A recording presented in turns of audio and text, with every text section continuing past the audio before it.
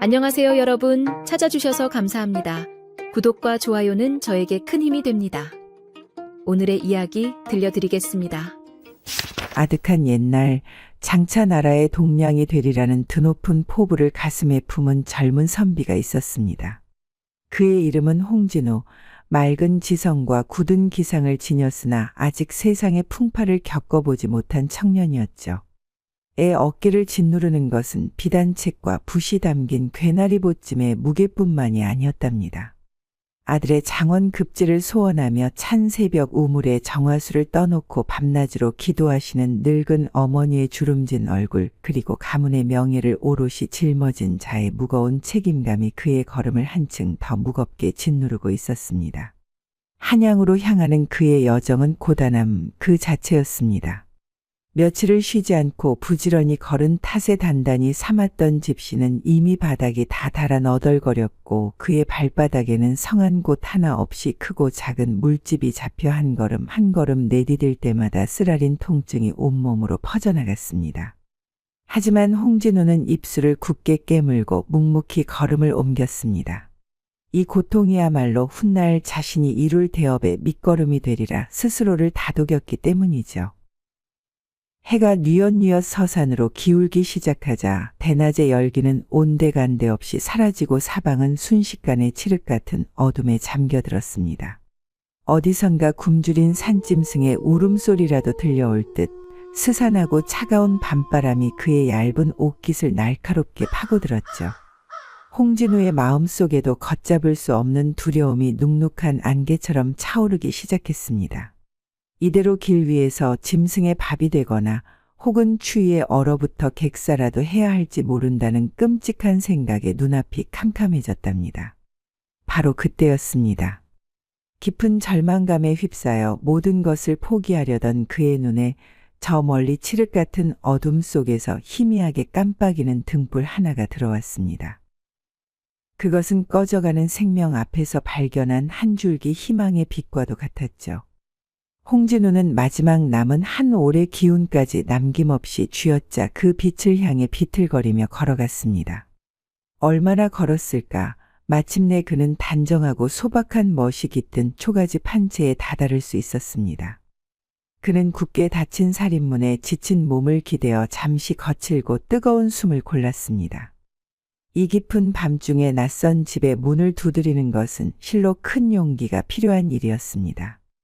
하지만 이대로 밖에서 밤을 지새우는 것은 죽음과 다를 바 없는 노릇이었죠.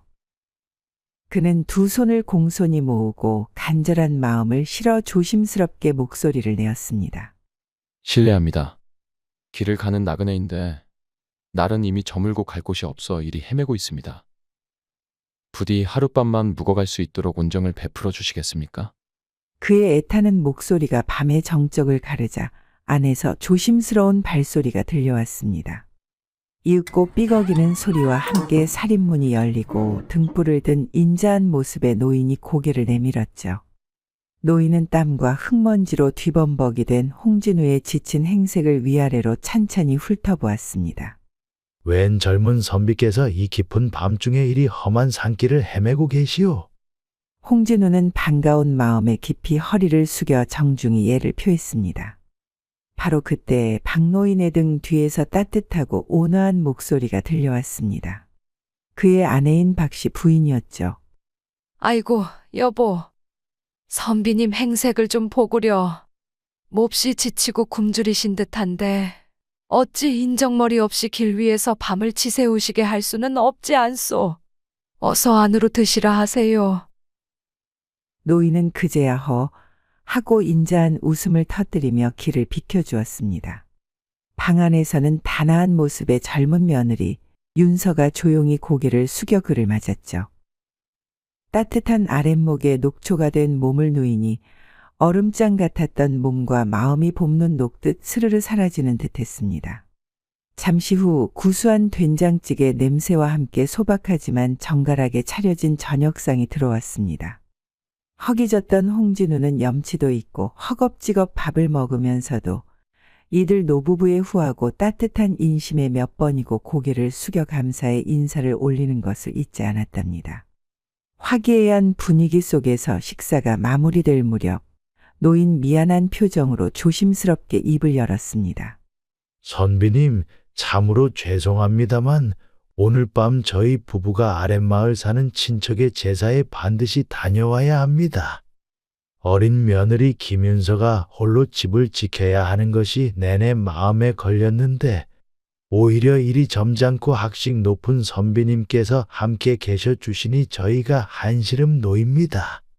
부디 저희가 없는 동안 부탁 좀 드리겠습니다.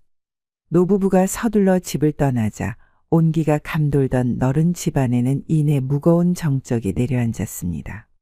이제 들리는 소리라고는 호롱불에 심지가 타들어가는 소리와 창밖에서 들려오는 귀뚜라미 소리뿐이었죠. 홍진우는 애써 품에서 책을 꺼내 펼쳤지만 먹물로 쓰인 글자들은 도무지 눈에 들어오지 않았습니다.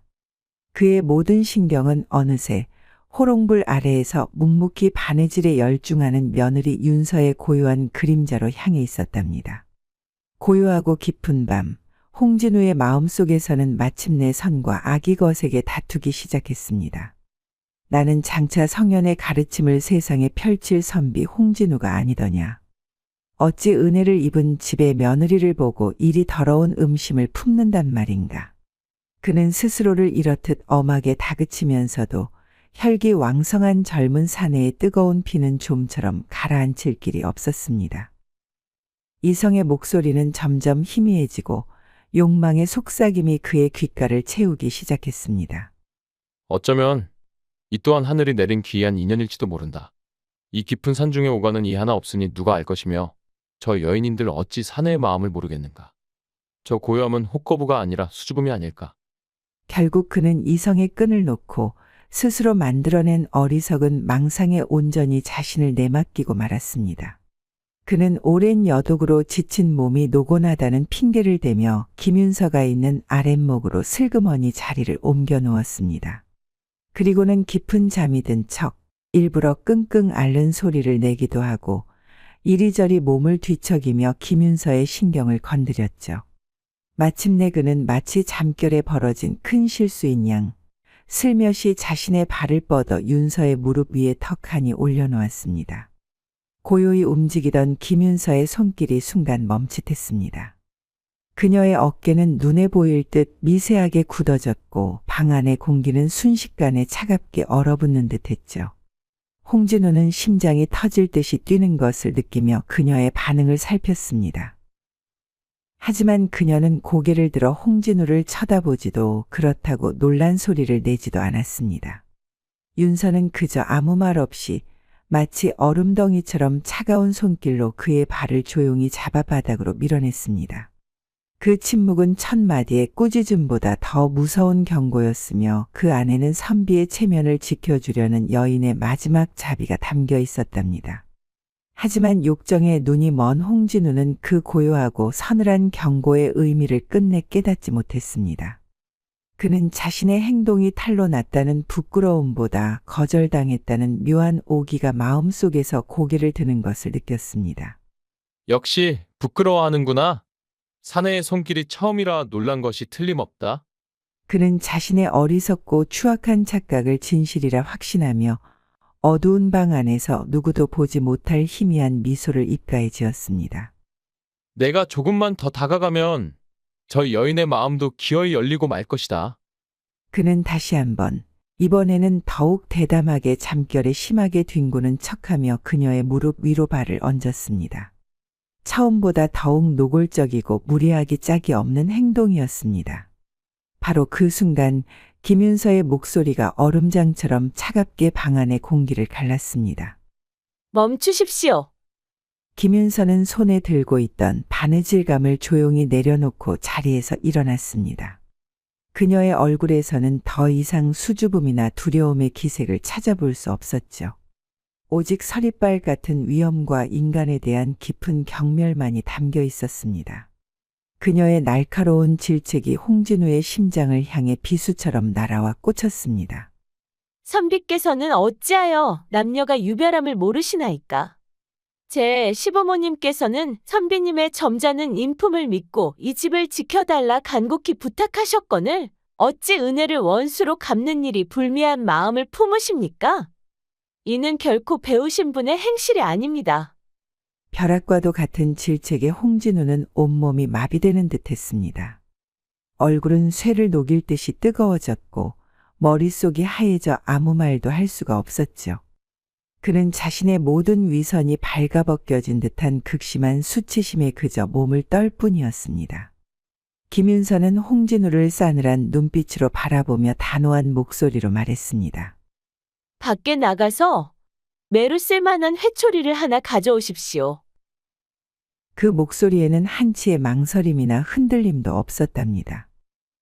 홍진우는 차마 그 명을 거역할 생각도 구차한 변명을 늘어놓을 엄두도 내지 못하고 그저 고개만 숙인 채 굳어버렸습니다. 마치 실성한 사람처럼 홀린 듯 자리에서 일어난 그는 뻣뻣하게 굳은 걸음으로 방문을 열고 밖으로 향했습니다. 차가운 밤 공기가 불타는 그의 얼굴을 스쳤지만 마음속에서 타오르는 부끄러움의 불길은 조금도 가시지 않았죠. 그는 마당을 죄인처럼 서성이며 손에 잡히는 대로 적당한 두께의 쌀이나무 가지를 꺾었습니다.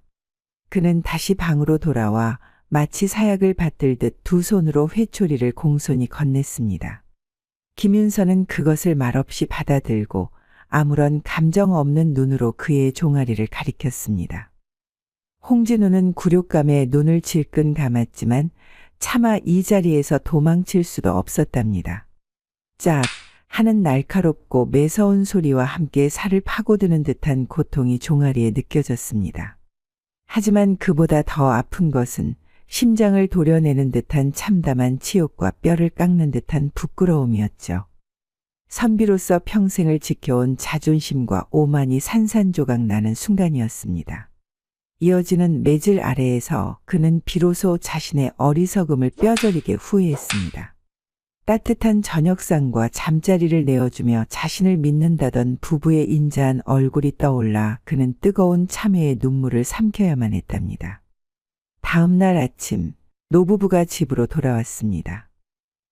방 안의 공기는 무겁게 가라앉아 있었고 홍진우는 죄인처럼 고개를 숙인 채 밤새 맞은 종아리를 붙들고 끙끙 앓고 있었습니다.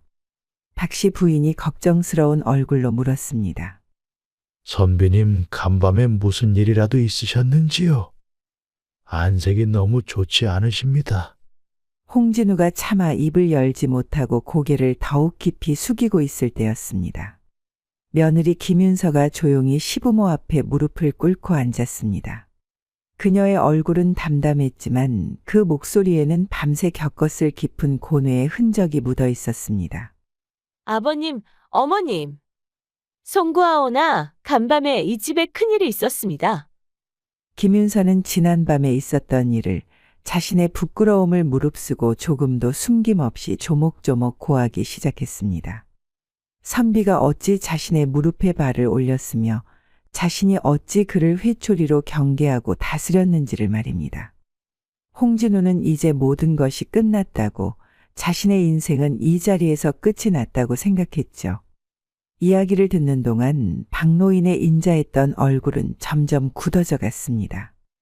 홍진우는 자신에게 곧 쏟아질 불호령과 경멸을 기다리며 그 시간이 마치 영원처럼 길게 느껴졌습니다. 이야기를 다 들은 박노인은 한동안 아무 말 없이 눈을 감고 있었습니다. 마침내 그가 입을 열었을 때 그의 첫마디는 홍진우는 물론이고 그 자리에 있던 모두의 예상을 완전히 뒤엎는 것이었습니다. 그래서 내가 감히 이 댁의 귀한 손님이신 선비님의 몸에 회초리를 들었다는 말이냐? 노인의 서슬퍼런 꾸짖음은 홍진우가 아닌 며느리 김윤서를 향해 있었습니다. 그는 이어서 호통치듯 말했습니다. 내가 너의 고든 정절을 믿었기에 홀로 남겨두고 집안의 어른 역할을 하라고 한 것이다. 젊은 사내가 젊은 여인을 보고 혈기가 동하여 마음이 잠시 흔들리는 것은 있을 수 있는 일이거늘 어찌 지혜롭게 말로 타이르고 경계하여 바로잡지 않고 이리 소란을 피워 손님의 몸에 상처를 내고 가문에 망신을 주었느냐? 그 말에 김윤서는 물론 옆에 있던 박씨 부인과 홍진우 자신도 크게 놀랐습니다.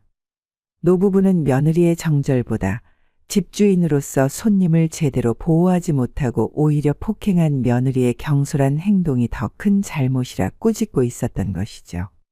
박노인 아무 말 없이 마당으로 나가 어제보다 더 굵은 회초리를 하나 더 가져왔습니다. 그는 며느리 김윤서의 종아리를 가볍게 세대 내리치고는 그제야 방 안에 무릎 꿇고 있는 홍진우에게로 몸을 돌려 깊이 고개를 숙였습니다. 선비님, 모든 것이 늙은 이놈의 불찰입니다. 부디 제 어리석고 미련한 며느리를 너무 나무라지 마시고 너그러운 마음으로 용서해 주시구려. 첫 번째 집을 나온 후 홍진우의 마음은 종아리의 상처보다 더 깊고 쓰라리게 앓고 있었습니다. 그는 낮에는 묵묵히 흙길을 걸었고 밤에는 어김없이 그날의 치욕스러운 기억이 악몽이 되어 그를 짓눌렀죠. 종아리에 시퍼렇게 맺혔던 매 자국은 시간이 흐르며 차츰 아물어갔지만 그의 영혼에 선명하게 새겨진 부끄러움의 낙인은 날이 갈수록 더욱 뜨겁게 그를 괴롭혔답니다. 바로 그때였습니다. 마치 그의 그런 나약한 마음을 시험이라도 하려는 듯 하늘이 무심하게도 차갑고 거센 가을비를 뿌리기 시작했습니다. 순식간에 장대처럼 쏟아지는 폭우에 그의 옷은 금세 물에 젖은 솜처럼 무거워졌고 살을 애는 듯한 바람까지 불어와 얼마 남지 않은 그의 체온을 무섭게 빼앗아갔습니다. 이대로는 길 위에서 얼어 죽을 수도 있겠다는 극심한 공포가 밀려왔습니다. 그는 어쩔 수 없이 근처에서 희미하게 빛나고 있는 민가를 향해 다시 한번 무거운 발걸음을 옮겨야만 했습니다. 그는 어느 평범해 보이는 초가집의 살인문 앞에 섰습니다. 그는 공손히 허리를 숙이고 빗소리에 묻히지 않을 만큼 크고 분명한 목소리로 외쳤습니다. 실례합니다. 굳은 비를 피하려는 나그네인데 안에 누구 계십니까? 이내 문이 열리고 소박하지만 다부진 인상의 사내에 강치수가 등불을 들고 밖을 살폈습니다. 그는 비에 흠뻑 젖은 홍진우의 행색을 경계심 어린 눈초리로 찬찬히 뜯어보았죠. 이 밤중에 니시오? 한양으로 과거를 보러 길을 가는 선비인데 갑작스러운 폭우를 만나 오갈 데가 없게 되었습니다. 부디 하룻밤만 묵어갈 수 있도록 허락해 주십시오. 강치수는 홍진우의 간절하면서도 흔들림 없는 올곧은 눈빛을 마주 보았습니다. 그는 잠시 무언가 생각에 잠기더니 이내 결심한 듯 고개를 끄덕였습니다. 이리 비를 맞고 덜덜 떨고 있는 분을 어찌 매정하게 외면하겠습니까? 어서 안으로 드시지요. 집안은 몹시 조촐했으나 방 한쪽에서부터 풍겨나오는 약초 다리는 냄새가 코를 찔렀습니다. 아내로 보이는 젊은 여인, 연실이 방 한쪽에 자리를 펴고 누워 희미한 눈빛으로 이쪽을 힘겹게 바라보고 있었죠. 강치수는 홍진우에게 따뜻한 물 한 잔과 마른 옷을 건네고는 이내 몹시 미안한 표정을 지으며 어렵게 입을 열었습니다. 선비님, 제가 부탁을 하나 드려도 되겠습니까? 무슨 일이십니까? 그리 어렵게 말씀 마시고 편히 말씀하십시오. 강치수는 알아놓은 아내 연실을 바라보며 말했습니다. 실은 제 아내가 몸이 좋지 않습니다. 그런데 방금 윗마을에 부모님 댁에서 위급하시다는 기별이 왔지 뭡니까? 이리 아픈 아내를 홀로 두고 가려니 도무지 발걸음이 떨어지질 않습니다.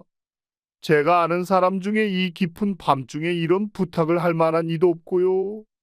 정말 염치 없는 부탁인 줄은 아오나 선비님께서 하룻밤만이라도 이 집을 지켜주시며 제 아내를 보살펴 주실 수는 없겠는지요?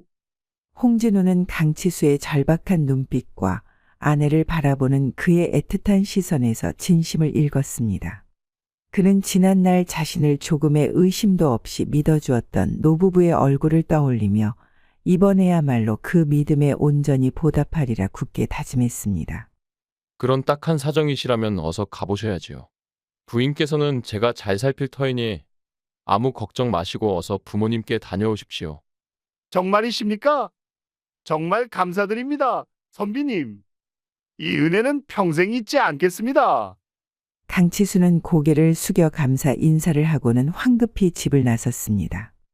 이제 어두운 집 안에는 앓고 있는 젊은 여인 연실과 선비 홍진우 단둘만이 남게 되었죠. 홍진우는 마음속으로 굳게 맹세했습니다. 지난밤의 회초리를 뼈아픈 교훈으로 삼아 이번에는 추호의 흔들림도 없으리라 다짐하고 또 다짐했답니다. 그는 단정히 앉아 책을 펼치고 오직 글자에만 정신을 집중하려 애썼습니다. 얼마간의 시간이 흘렀을까 방문 너머에서 끙끙 앓는 소리를 내던 연실이 갑자기 교태가 가득 섞인 목소리로 그를 불렀습니다. 선비님, 이리 추운 데서 혼자 떨지 마시고 이리 내려와 저와 따뜻한 술이라도 한 잔 나누시지요. 부인의 온정은 마음으로만 받겠소. 나는 그저 조용히 글을 읽다 잠자리에 들려 하오. 홍진우가 단호하게 거절하자 연실의 기침 소리가 잦아들고 방 안에는 잠시 정적이 흘렀습니다.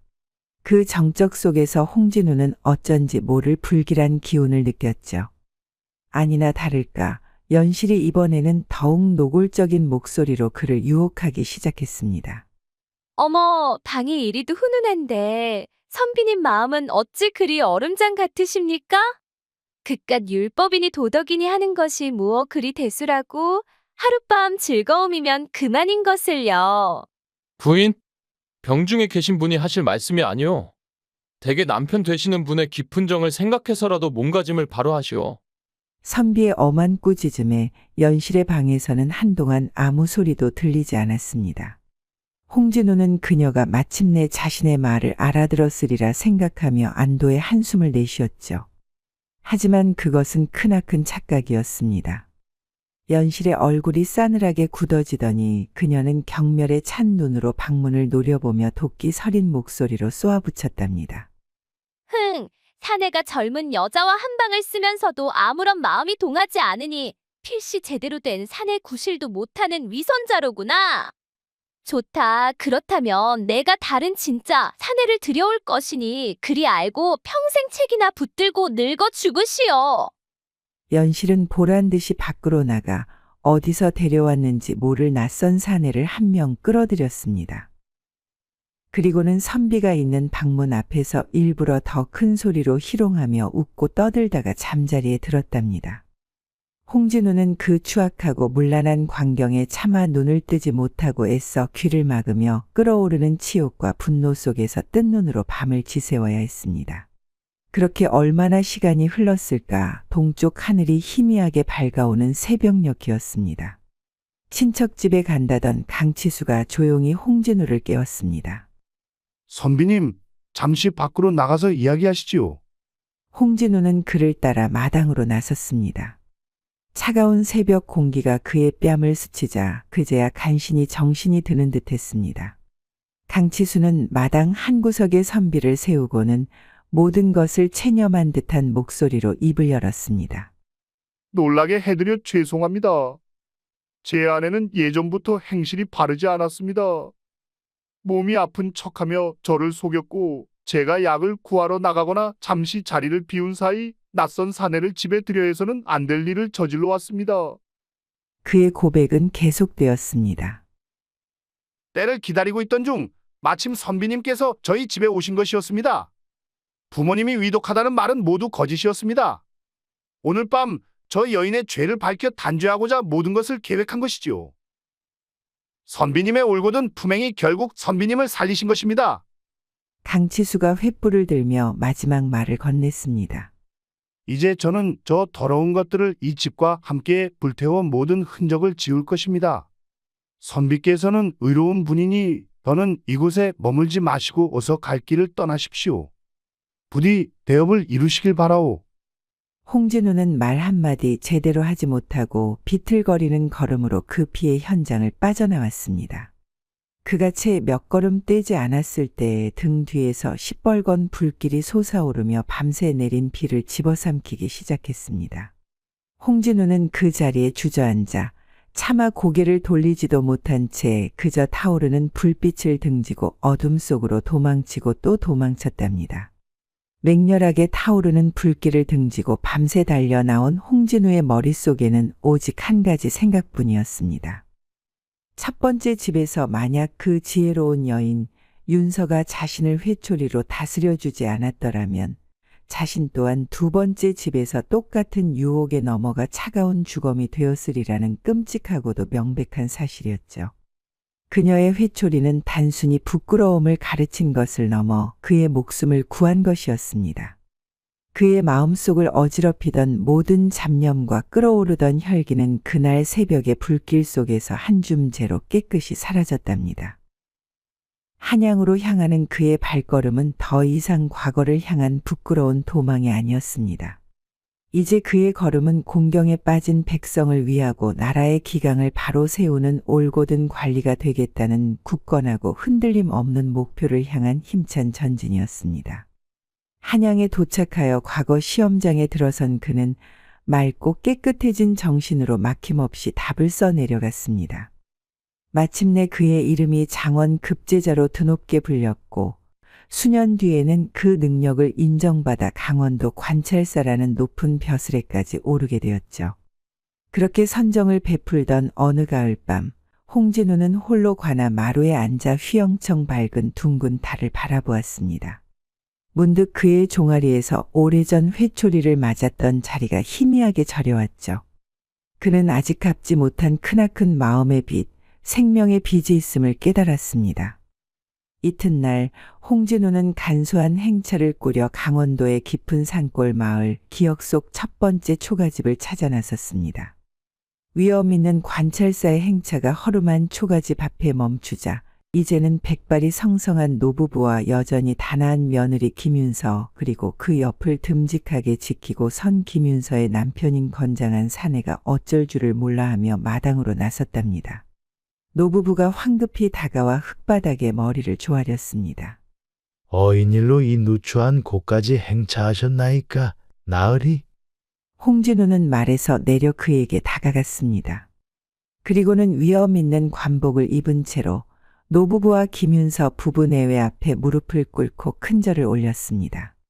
어르신, 소인을 기억하시겠나이까?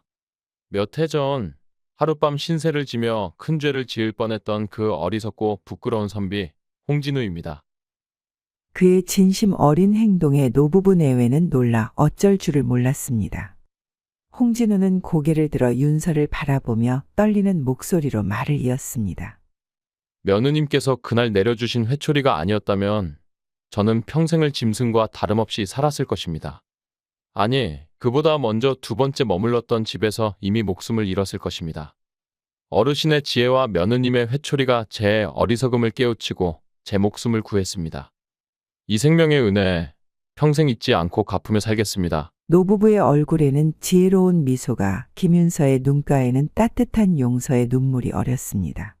진정한 위대함이란 단 한 번도 넘어지지 않는 것이 아니라 넘어진 자리에서 일어나 자신의 과오를 끌어안고 더 나은 사람으로 나아가는 것임을 매맞고 사람된 선비 홍진우의 이야기는 오늘날까지 우리에게 깊은 울림으로 전해지고 있습니다. 오늘도 이야기 들어주셔서 감사합니다. 다음에 더 재미있는 이야기로 찾아오겠습니다.